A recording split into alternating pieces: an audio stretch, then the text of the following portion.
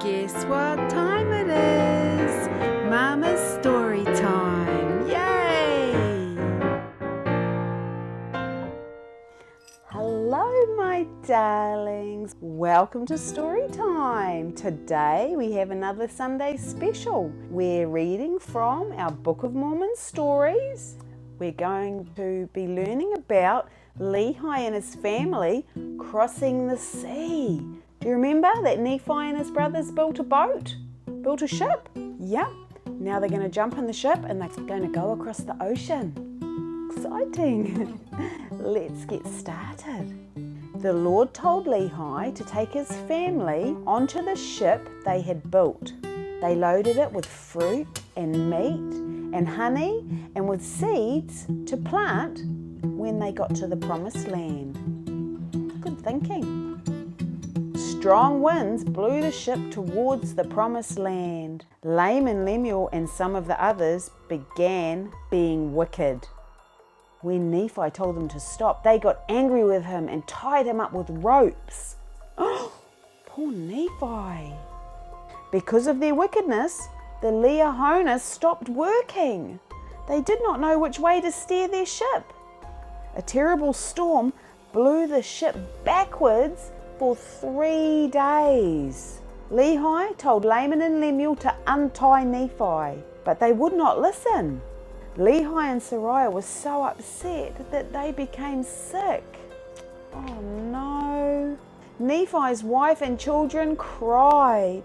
They begged Laman and Lemuel to untie Nephi, but they refused. On the 4th day, the storm got worse. The ship was about to sink. Laman and Lemuel knew that God had sent the storm. They were afraid they would drown. So God's not happy with Laman and Lemuel because they've tied up Nephi. So he sent this big storm. Finally, Laman and Lemuel repented and untied their brother Nephi. Even though his wrists and ankles had become so swollen and sore from the ropes, Nephi had not complained. Nephi then picked up the Lehi and it worked again. Nephi prayed and the wind stopped. The sea became calm. Nephi steered the ship and it sailed again towards the promised land. The ship carrying Lehi's family crossed the ocean and finally arrived at the promised land. The people set up their tents. They prepared the soil and planted the seeds they had brought with them on the ship. As they travelled around their new land, they found many kinds of animals. They also found gold and silver and copper.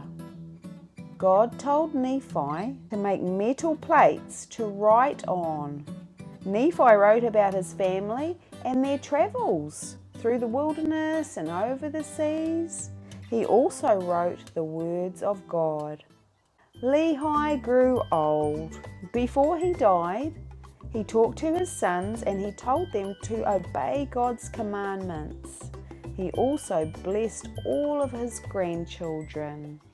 After Lehi died, Laman and Lemuel became angry with Nephi and wanted to kill him. They did not want Nephi, their younger brother, to be their leader.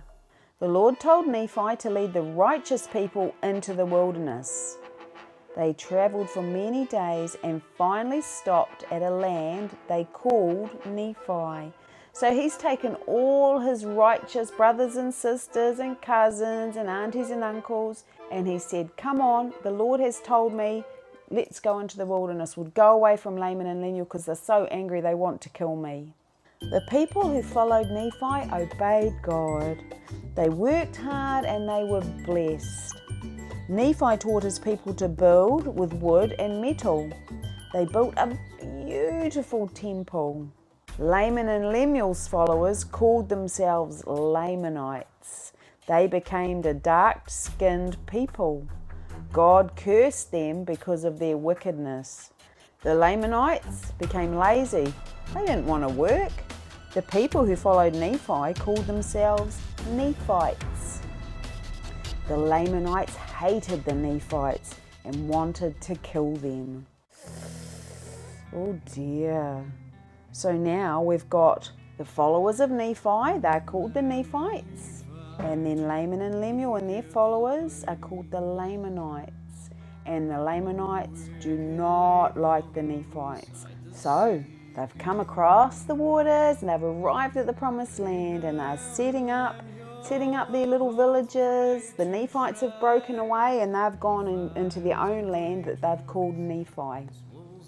Getting exciting, isn't it? I wonder what's going to happen next.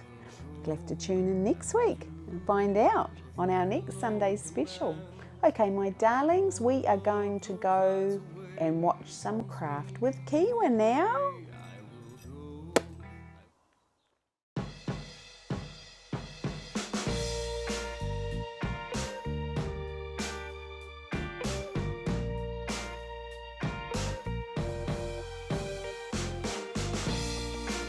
Today we're going to make an origami frog.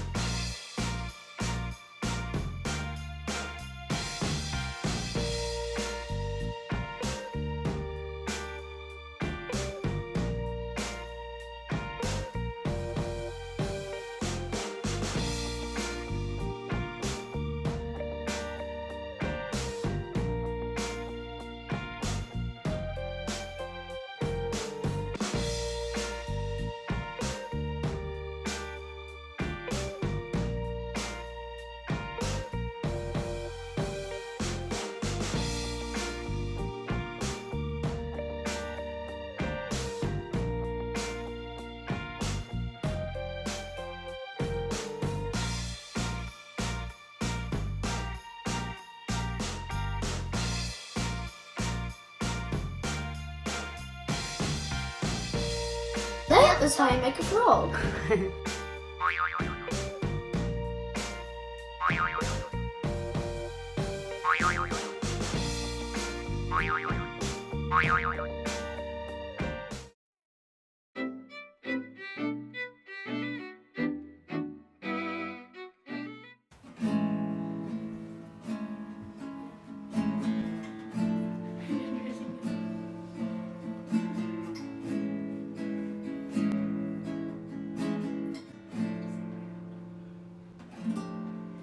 He is a Savior. He's a light that shines each day. He's a rock in my foundation. He's the truth in all I say. He is my strength, my God, the opportunity to eternal life. He's the creator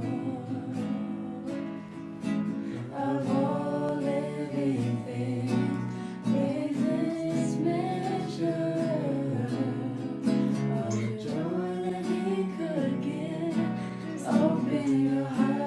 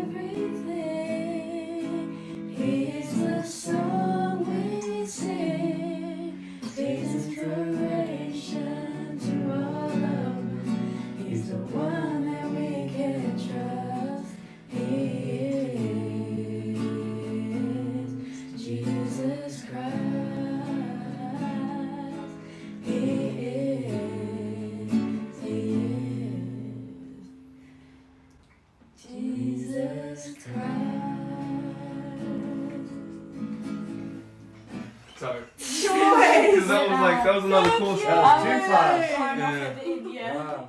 Well, my sweethearts, I hope you've loved our Sunday special today. I hope you enjoyed the craft with Kiwa. You should give it a go. Get Mum and Dad to help you if you can't do it by yourself. Okay, my darlings, it was lovely to see you again, and I hope I see you again soon. But until I do, remember, be good for Mum and Dad, and what?